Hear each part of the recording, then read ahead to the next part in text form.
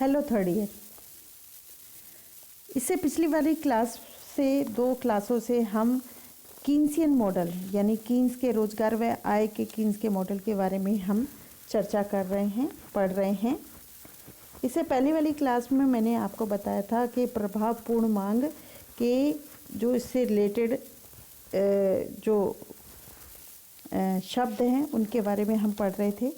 जैसे कि मैंने पहले बताया था कि आपकी पूंजी की सीमांत कार्यकुशल विनियोग की प्रेरणा यानी कीन्स के रोजगार सिद्धांत में कुछ परिभाषिक शब्द व अवधारणाओं के बारे में हम चर्चा कर रहे थे।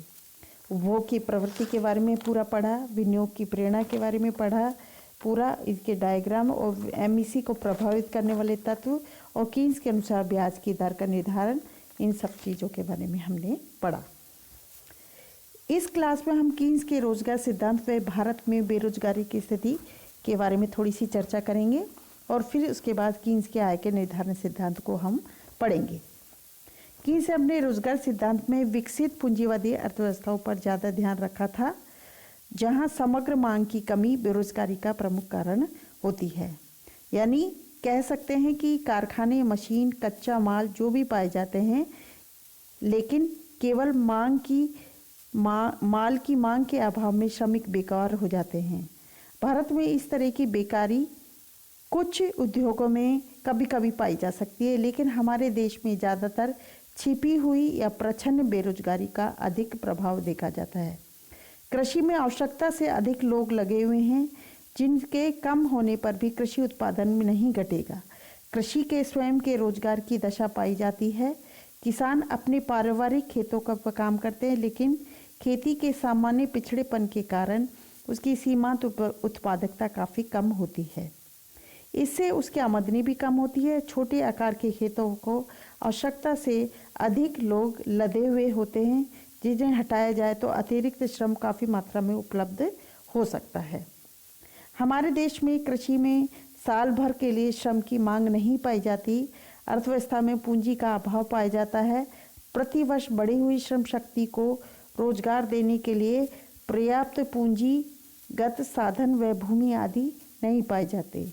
इसलिए भारत में पूंजी के अभाव की समस्या पाई जाती है, अर्थात यही हमारे आर्थिक विकास की प्रमुख समस्या है। अतः कीन्स का रोजगार सिद्धांत को भारत जैसे विकसित देशों पर लागू नहीं किया जा सकता। ये केवल विकसित पूंजीवादी व औद्योगिक देशों पर ध्यान केंद्रित करता है। यानी यहाँ पर बेरोजगारी मांग की कमी से उत्पन्न होती है, न कि पूंजी की कमी से, जबकि भारत जैसे विकासशील देशों में मूलतः पूंजी की कमी पाई जाती है। इसलिए कीन्स का बेरोजगारी का सिद्धांत भारत जैसे विकासशील देशों पर लागू नहीं होता। अब हम बात करेंगे कीन्स के आय के रोजगार का सिद्धांत। कीन्स के सिद्धांत में राष्ट्रीय आय का निर्धारण 2 प्रकार से होता है।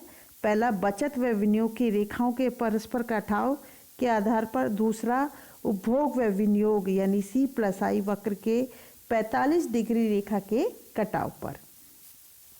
45 डिग्री की रेखा को C+S की रेखा भी कहते हैं, यानी उपभोग प्लस बचत, यानी समग्र मांग जिसे C+I कहते हैं, समग्र पूर्ति जिसे C+S कहते हैं, ये आपस में जहाँ पर काटते हैं वहाँ प्रभावपूर्ण बिंदु कहलाता है, जिस पर आय का संतुलन स्तर निर्धारित होता है। यहाँ हम सरकारी व्यय को छोड़ रहे हैं। यानी आय निर्धारण की पहली बचत विधि कौन सी है? बचत व विनियोग की रेखाओं के द्वारा। यानी बचत व विनियोग की रेखाओं के परस्पर कटाव से आय का निर्धारण।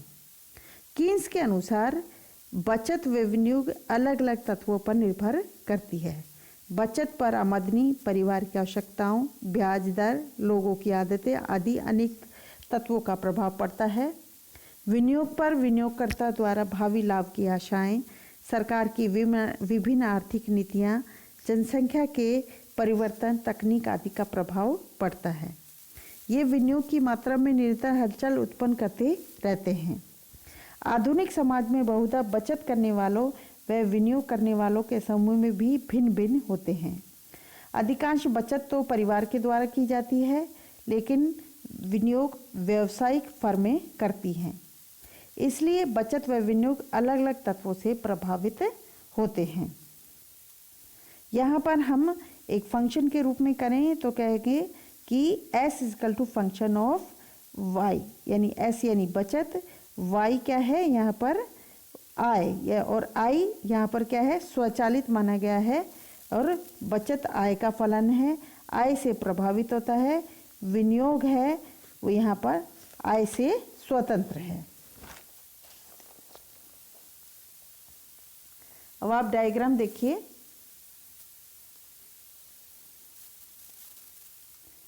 OX पे हमने राष्ट्रीय आय ली है और OY पे हमने यहाँ पर बचत व विनियोग लिया है। यहाँ पर स्वचालित विनियोग है जो बिल्कुल स्ट्रेट है, और ये है बचत वक्र जो आपस में F बिंदु पर काट रहा है, जहाँ पर आय निर्धारित हो रही है OM के बराबर, और संतुलन बिंदु कौन सा है, E बिंदु है। E बिंदु संतुलन है जो प्रभावपूर्ण मांग को निर्धारित करता है या आय को निर्धारित करता है। ये है बचत व विनियोग के कटाव से राष्ट्रीय आय का निर्धारण। SS वक्र यानी बचत क्षैतिज अक्ष से नीचे से प्रारंभ होता है, अर्थात आय की कुछ मात्रा पर हम ऋणात्मक बचत होती है, अर्थात लोग उधार लेकर काम चलाते हैं। C बिंदु पर बचत व राष्ट्रीय आय समान होने का मतलब है कि यहाँ बचत शून्य है, इससे आगे बचत धनात्मक हो जाती है। II यानी विनियोग की रेखा क्षैतिज मानी इसलिए बनाई गई है कि ये आय के अनुसार नहीं बदलती। यहाँ विनियोग आय से स्वतंत्र माना है, अर्थात यहाँ पर विनियोग स्वचालित होता है, यह आय के अनुसार घटता बढ़ता नहीं है। जो ई बिंदु पर आपस में काट रहे हैं और OM आय की निर्धारित हो रही है। ई बिंदु पर विनियोगकर्ता जितना विनियोग करना चाहते हैं उसकी मात्रा उस राशि के बराबर होती है जितना बचतकर्ता बचाना चाहते हैं। यानी ई बिंदु पर नियोजित बचत और नियोजित विनियोग के बराबर होती है। ई बिंदु पर आमदनी संतुलन में होती है। ई बिंदु के दाईं तरफ बचत विनियोग के ऊपर होता है, इसका अर्थ है बचत की मात्रा विनियोग की मात्रा से अधिक होती है। ऐसी स्थिति में फर्मों के लिए ग्राहक कम होने लगते हैं, इससे उत्पादन कम करना पड़ता है, कुछ श्रमिकों को हटाना पड़ता है, इससे आमदनी घटने लगती है और घटकर पुनः ई बिंदु पर संतुलन में आ जाती है।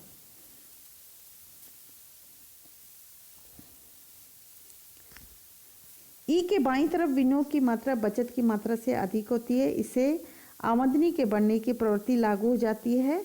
फर्में उत्पादन बढ़ाती हैं और नए श्रमिक काम पर लगाती है, इससे आमदनी बढ़कर ई संतुलन में पहुंच जाती है। जैसे कि इस तालिका के द्वारा भी बताया गया है, विभिन्न स्थितियां ABC राष्ट्रीय आय यानी C+F कितना है 92, और उपभोग है 89, और नियोजित बचत है 3, और नियोजित विनियोग है 6।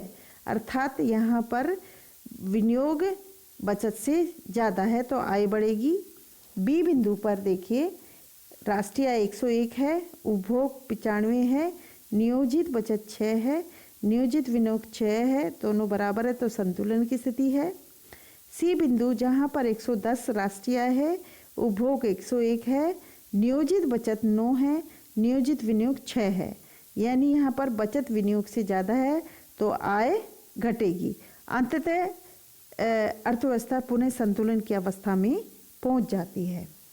ई बिंदु संतुलन का बिंदु है, इसका अर्थ है इस पर अर्थव्यवस्था के ठहरने की प्रवृत्ति होती है। अतः संतुलन बिंदु अनिवार्यतः पूर्ण रोजगार का बिंदु नहीं माना जाता, क्योंकि इसकी सहायता से हम पूर्ण रोजगार के संतुलन बिंदु पर पहुंच सकते हैं।